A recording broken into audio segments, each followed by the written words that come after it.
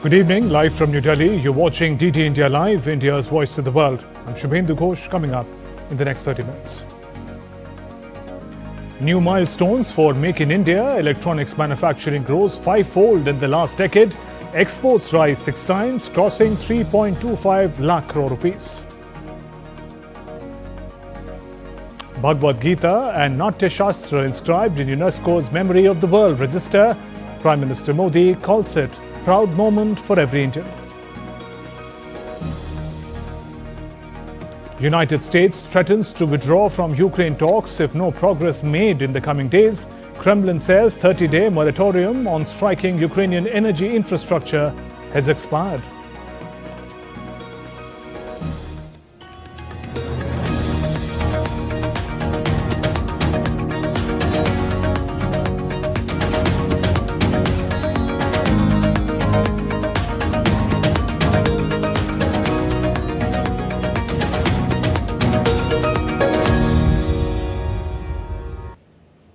Union Minister Ashwini Vaishnav inaugurated VVDN Technologies' largest SMT line in a cutting-edge mechanical innovation park in Manesar, boosting India's electronics manufacturing push.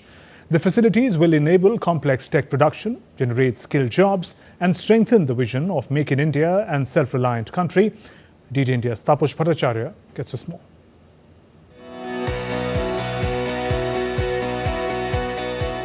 In a significant boost to India's electronics manufacturing, Union Minister Ashwini Vaishnav inaugurated VVDN Technologies' largest surface mount technology line and a state-of-the-art mechanical innovation park in Manesar. This SMT line, VVDN's biggest yet, can handle large PCB sizes and mount a staggering 2.5 lakh components per hour, powering high-end products like AI servers, motherboards, and advanced networking gear.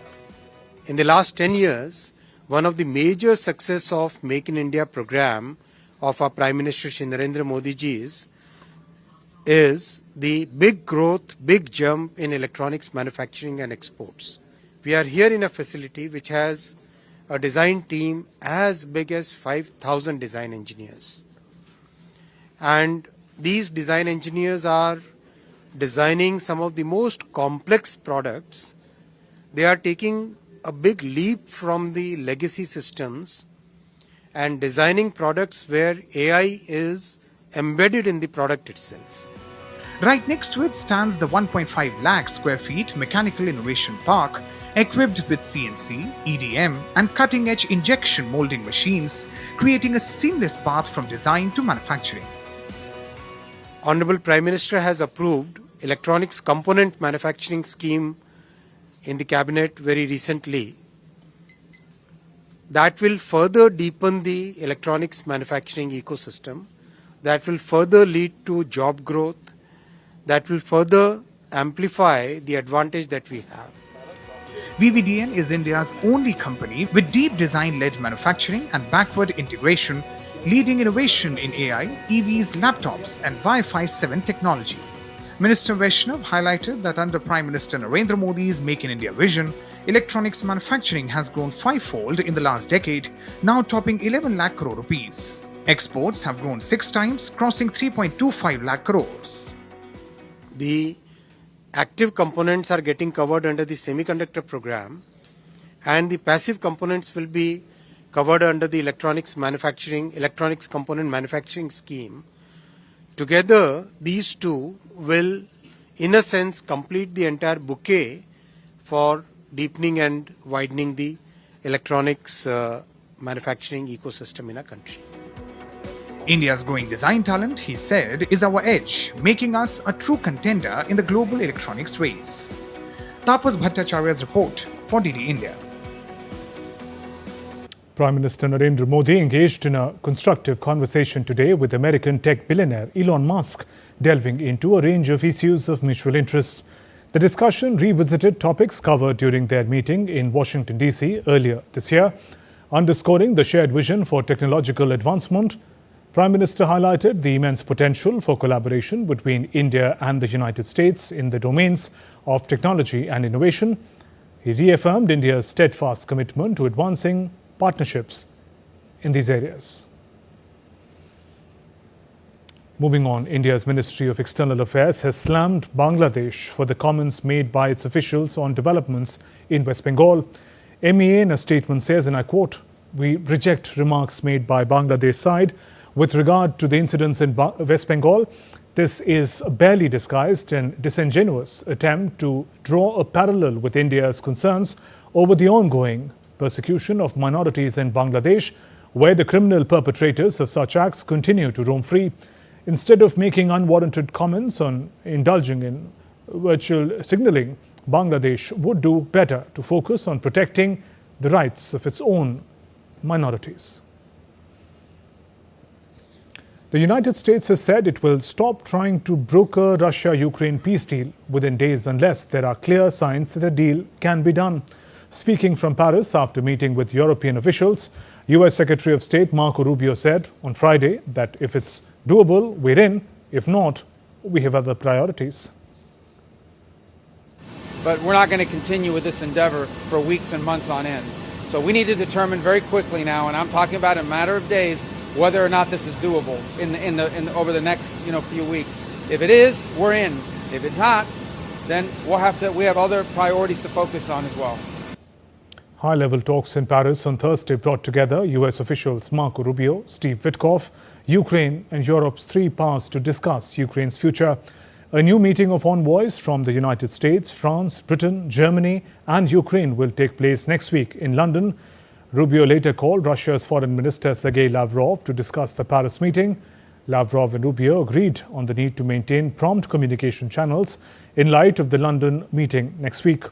US Secretary of State Marco Rubio said he hoped Europeans would remain engaged in US-led talks towards Ukraine ceasefire. And so we've talked about outlines of both sides. I thought we had positive meetings yesterday. Obviously, the Ukrainians have to go back home. They have to run it by their president. They have to take into account, their views on all of this, and we hope to hear back from them very soon.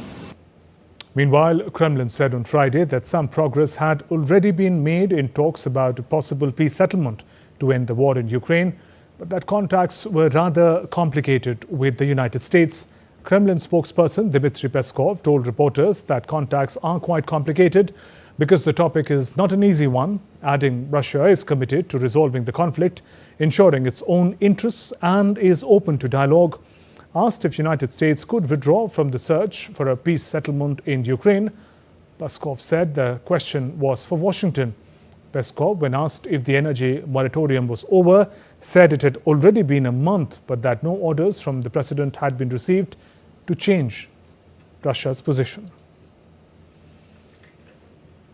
And the 30-day moratorium on striking Ukrainian energy infrastructure ordered by Russian President Putin last month has expired, the Kremlin informed on Friday.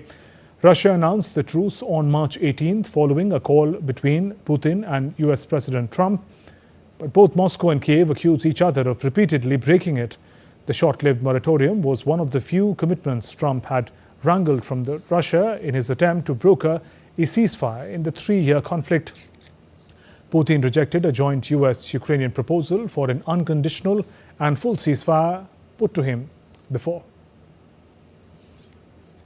Meanwhile, Kiev on Friday said it aims to complete talks by the end of next week about the deal with Washington on jointly exploiting Ukrainian mineral resources. An agreement Ukrainian officials hope will go some way to firm up softening US support for them in their war with Russia. Though the terms of the eventual deal are not finished, and Washington has signaled it expects to have privileged access to Ukraine's natural resources by way of repayment for US military support for the countries over the past 3 years. Late on Thursday, US and Ukrainian governments signed a memorandum of intent, signaling their intent to finalize the minerals deal. According to the text of the memorandum published by the Ukrainian government on Friday, the aim of both sides is to complete discussions on the final deal by April 26th and sign it soon after. The memorandum says the Ukrainian Prime Minister will travel to Washington at the start of the next week to meet US Treasury Secretary Scott Bessent and work on the deal together.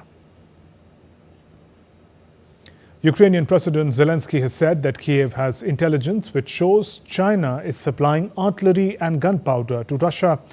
Meanwhile, Beijing I think it is important information. It's not very pleasant. We finally received information that China is supplying weapons to the Russian Federation, and we are ready to talk about it in detail. Today we have general information from the security service, from intelligence about gunpowder, artillery. Meanwhile, Beijing has dismissed the allegations by Kiev, added that China has never made lethal weapons available to any party to the Ukraine crisis. The Chinese side has never provided lethal weapons to any party in the conflict and strictly controls dual-use items. The Ukrainian side is completely clear about this and has publicly said that the majority of the weapons components imported by Russia come from the US and other Western countries. China resolutely opposes the groundless accusations and political manipulation. In other news, President Donald Trump indicated a possible easing of tariff tensions with China, suggesting he may not raise tariffs further to avoid discouraging consumer spending. While he previously imposed 10% tariffs and later increased the rates on Chinese imports, both US and China now appear to be less inclined to escalate the trade conflict. Here's more.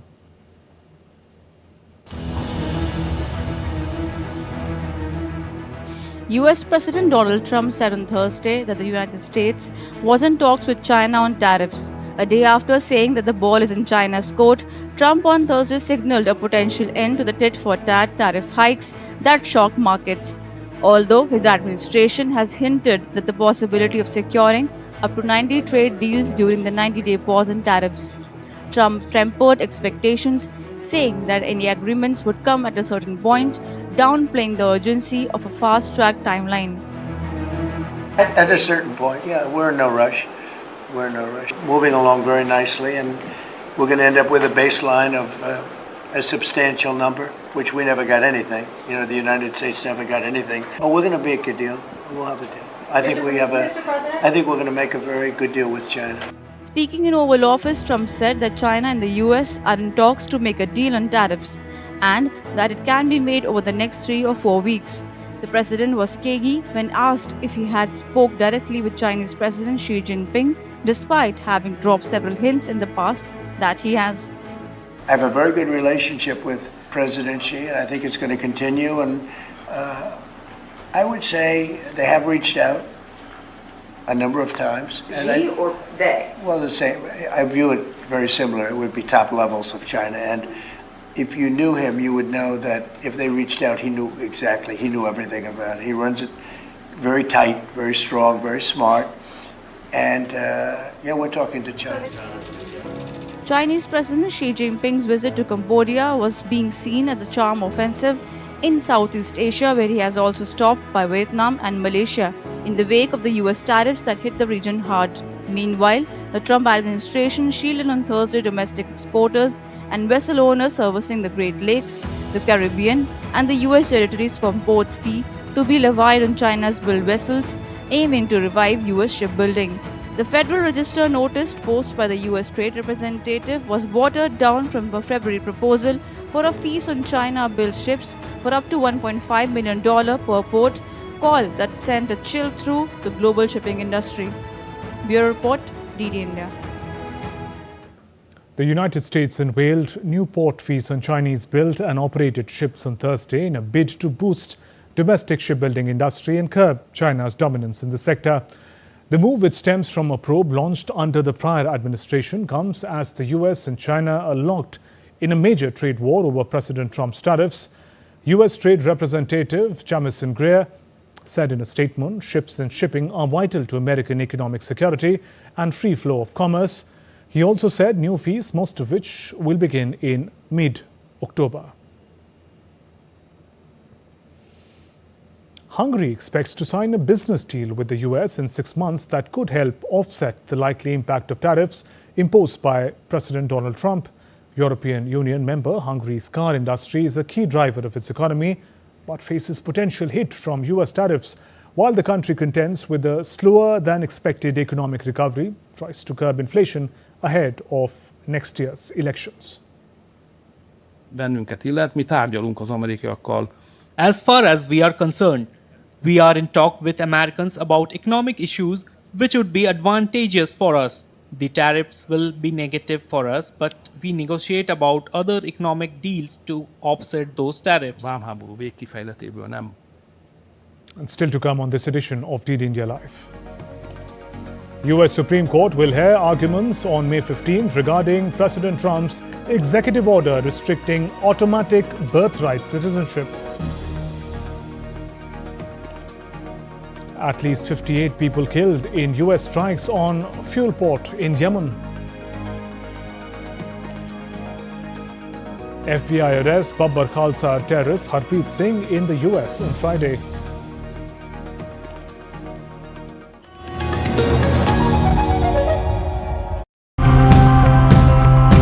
Nature gives and we take, and sometimes a little too much. But what happens when this balance tips and who is the most impacted? Let's take a look at some of the solutions that are trying to help these communities. We want to encourage people to consume more local products. These were caught in environmentally friendly nets, not farmed. That makes a huge difference. Project Tangaroa. It's working to build a global framework that can help identify which wrecks need to be taken care of first and find the funding for cleanup missions. We use SLR organic fertilizer for our plants. With organic fertilizer, the yield is better and the soil's health improves.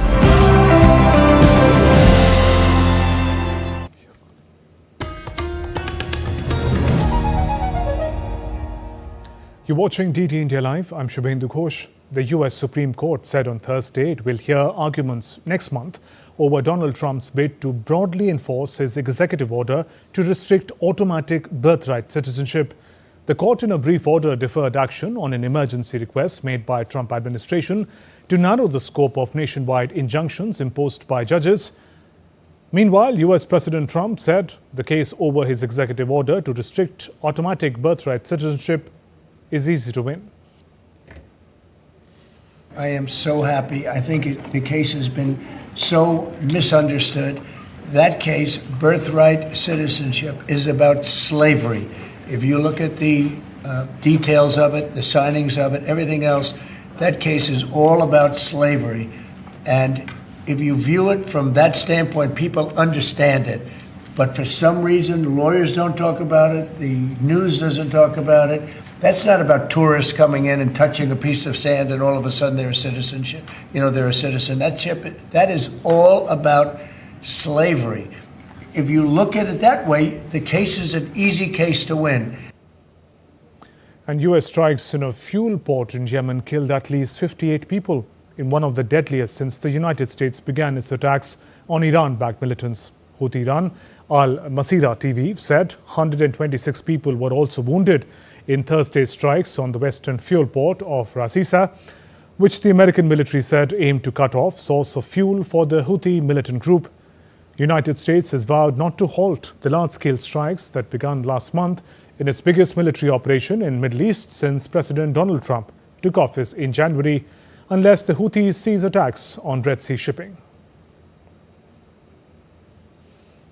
The Federal Bureau of Investigation and Enforcement and Removal Operations arrested a terrorist involved in attacks in Punjab, Harpreet Singh, in the US on Friday. The FBI alleged Harpreet Singh was linked to two international terrorist groups and had entered the US illegally, had been using burner phones to evade arrest. In a post on X, FBI called Singh an alleged terrorist responsible for terror attacks in Punjab, India. In historic recognition of India's cultural and philosophical legacy, the Bhagavad Gita and Bharat Muni's Natyashastra has been inscribed in UNESCO's Memory of World Register. This global honor celebrates India's eternal wisdom and artistic geniuses. The timeless works are more than literary treasures. They are philosophical and aesthetic foundations that have shaped the country's worldview and the way we think, feel, live and express. The announcement has been praised as a significant moment for India, with Prime Minister Narendra Modi calling it a proud moment for every Indian across the world. The inclusion of Gita and Natyashastra in UNESCO's Memory of World Register is a global recognition of our timeless wisdom and rich culture.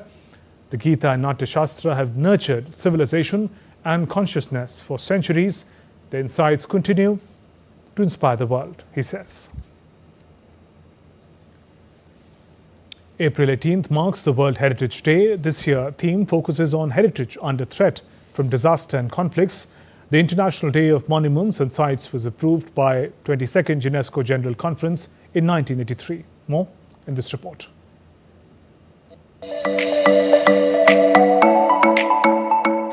Our heritage is not just built of stones, scripts, or ruins. It lives in every carvings on our temples and every brick of our magnificent forts. Celebrating this diversity, World Heritage Day also acts as an apt reminder that these timeless treasures are not only to be admired, but protected and preserved for the future generation. World Heritage Day, also known as the International Day of Monuments and Sites, was approved by the 22nd UNESCO General Conference in 1983. April 18 was chosen as the date for the celebration to honor the day when the Convention concerning the protection of world cultural and natural heritage was adopted by UNESCO in 1982. Currently, the World Heritage List includes 1,223 properties across the globe. These include 952 cultural, 231 natural, and 40 mixed properties in 168 countries. India is home to a rich cultural heritage and houses 43 UNESCO World Heritage Sites, which includes cultural and natural landmarks. That includes famous sites like the Taj Mahal, Agra Fort, Ajanta and Ellora Caves, Konark Sun Temple, Khajuraho Monuments, Sundarbans National Park, Kaziranga National Park, etc. This year's theme for World Heritage Day is Heritage Under Threat from Disaster and Conflicts, where awareness is being spread on safeguarding the heritage sites from natural or man-made disasters, threats, or conflicts. The goal is clear: encourage individuals and local communities to cherish their cultural heritage. Bureau Report, DD India.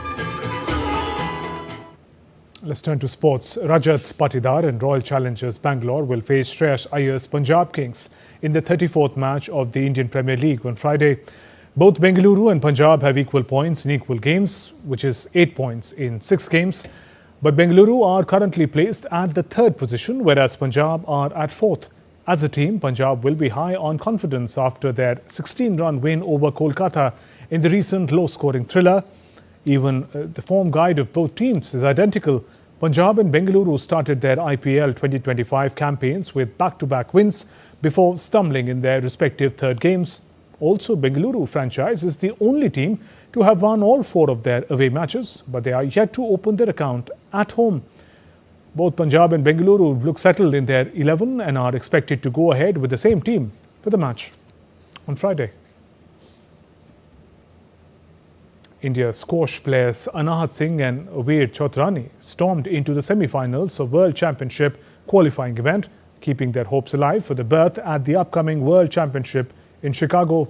Young sensation Anahat Singh cruised to a straight games victory over Akari Midirokawa of Japan, winning 11-1, 11-7, 11-5 in her quarter-final clash. The win places her comfortably in the finals. Meanwhile, Veer Chotrani, the second seed in the men's draw, pulled off a gritty comeback to overcome Malaysia's Mohammad Safia Kamal after dropping the opening game. Chotrani rallied to win 9-11, 11-6, 11-6, 11-7 and seal his semi-final spot. The winners of the tournament will secure direct entry into the World Championship in Chicago, scheduled from May 9th to 17th. India has fielded a 56-member boxing squad for the Asian Under-15 and Under-17 Boxing Championship in Jordan. Standout names in the Under-17 boys squad include Sahil Duhan, Devansh, who clinched silver and bronze respectively at the 2024 Asian Junior Championship. On the girls' side, Samiksha Singh, Anishka and Khushi Chand were among the medal winners at the 2024 Asian School Boys and Girls Boxing Championships. The Under-17 lineup features Ravi Sihag and bronze medalist from the Asian School Boys Championship in 2024, as well as 2024 Sub-Junior National Girls Boxing Champion Trishna Mohite. The team has travelled to Amman on 17th April. Preliminaries begin on 19th following the draw. Spain's Carlos Alcaraz will face Alex de Minaur in the quarterfinals of the Barcelona Open on Friday evening. Earlier, Alcaraz overcame a second-set wobble to defeat Lasso de Gere 6-2, 6-4 to reach the quarterfinals. Home favourite Alcaraz saved both breakpoints as he faced in the first-set stroll, with de Gere unable to produce a single winner. Meanwhile, fifth seed Alex de Minaur of Australia secured a 6-1, 6-2 win over Britain's Jacob Fernley to reach the quarterfinals. And that's all for this edition of DD India Live. Let us know your thoughts on the news of the day. For those on the go, you can get all the latest news and updates from India and across the world on DD India mobile app.